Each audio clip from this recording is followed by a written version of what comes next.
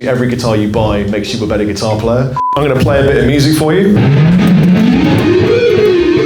Are we filming it? See you later.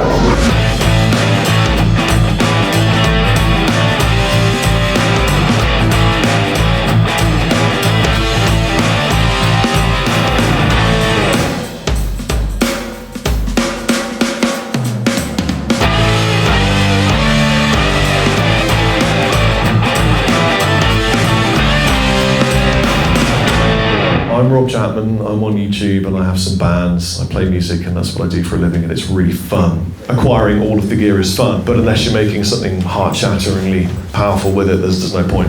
When do you know that you've made it, or what is making it? Because to many people it's many different things. Just as long as you're not afraid of reaching for the dream that you had, as long as it wasn't dropped through fear. Because I meet a lot of people who get to like 40 and they go, well, I'm never going to get in a band that is successful enough to play the circuit and fill out a venue, but they drop it because of the fear. They think, oh, I've reached a certain age. Age has nothing to do with it anymore, really. No one really cares how old you are. It's not really a thing anymore. And what I don't like to see is people who drop a dream because they think they'll never, they don't think they'll make it because they're afraid. Everyone is juggling something. Sometimes the problem is physical. More often than not, it's not. Sometimes the barriers are mental. But I think the thing is, as long as you are like living your best life and feeling positive about the things that you're doing, then that's probably really good. Let's talk about getting out of a rut. How do I get out of a writing rut? How do you write riffs? But a lot of people seem to get stuck and they write a bit and then they don't finish the bit. So I want to talk through my experience of writing riffs and songs so that I'm hoping it will trigger something in you and free you from that particular problem. And I think a lot of it is the requirement for a producer and someone to go, actually, that's pretty good. Because a lot of us, we write something and then we go, is that any good? No, that never's any good. It's probably, you know what, I'm just going to put Netflix on. And then you ditch the thing that you started writing. So I want to talk you through a couple of riffs that I wrote and share the experiences that I went through that took them from a riff into a song and then charting. For example. Do you want to hear a new Dorje riff?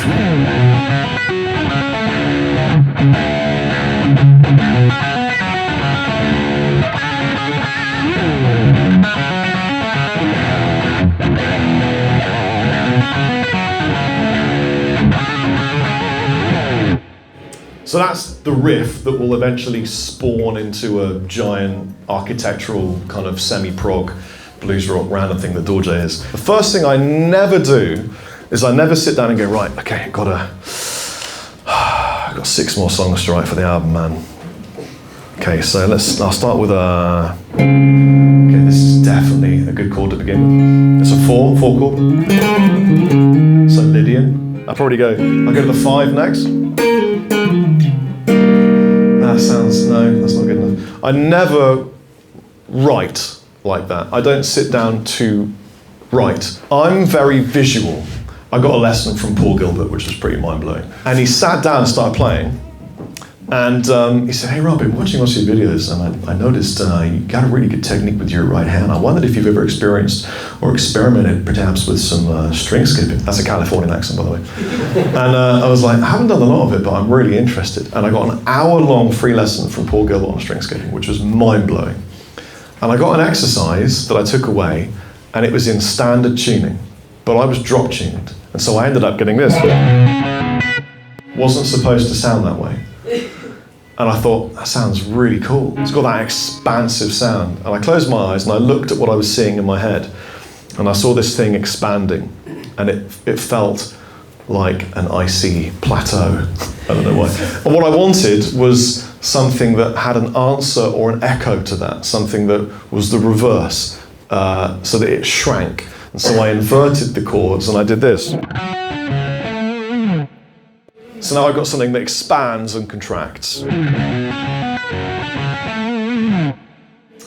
in my head, I had this almost like a giant oil painting, and the bottom left-hand corner was kind of unveiled, and it was like a giant running towards a huge ice wall and a huge icy plateau and an army of the dead running towards the wall.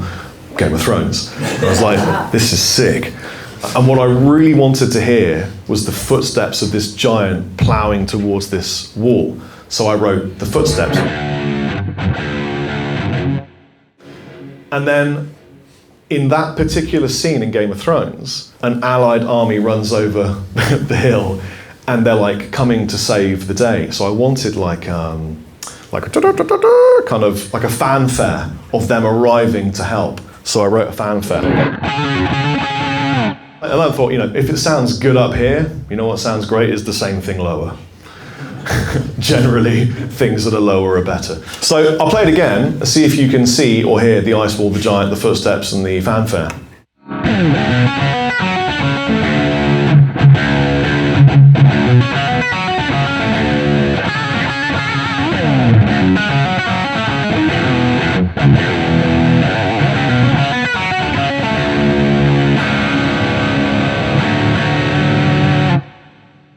And that's one example of a thing I wrote from looking in my head at the imagery that something I'd been given created. So the exercise gave me this image in my head. I'm working from a visual.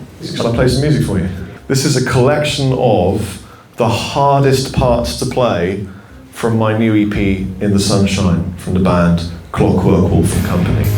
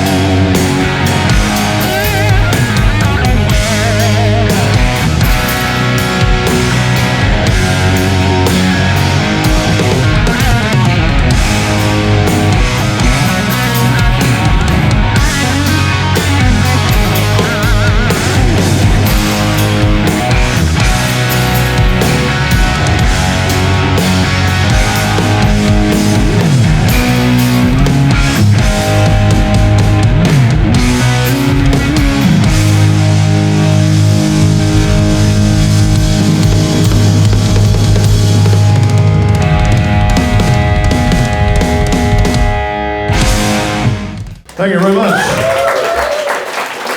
Oh.